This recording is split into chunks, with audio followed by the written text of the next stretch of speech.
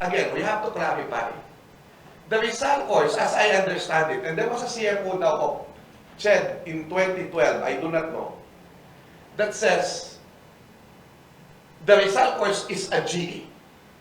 In my understanding, and of course all the universities followed, in my understanding before, it was not a GE. Nililiwanag yan sa Lasal noon, meron kaming module. The Rizal course is not a GE course. It is a mandated course by law. Meaning, hindi nyo dapat isama sa bilang ng GE ang Rizal course.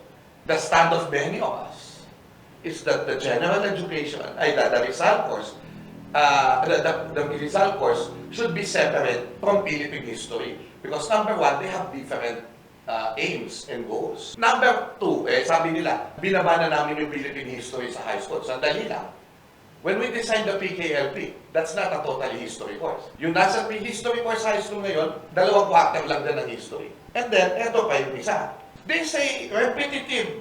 May Philippine history na grade 5 and 6. May Philippine history na senior high school. Bakit magpi-Philippine history pa tayo sa college? You know the answer to that, ladies and gentlemen? Simple. Iba yung focus ng Philippine history sa lower grades. Tapos kami, iba rin kasi professors po kami. Hindi ko kami education majors. At kami po ay, sorry, huwag na lang isama ako, pero yung makasama kong historiador, mga eksperto, nagpakadalubhasa. Tapos ano yan, wala kami ituturo. Majors na ituturo namin. Sayang naman yung pinag-aralan. Diba? So, kasi hindi ko repetitive. There is a higher, at naiintindihan ito ng taong bayan, alam nyo, very attractive. 3 years na lang ang college. Very attractive. But why is there a strong reaction? Kung gusto ng tao itong 3 years na ito, lamang. I've been hearing the cost cutting.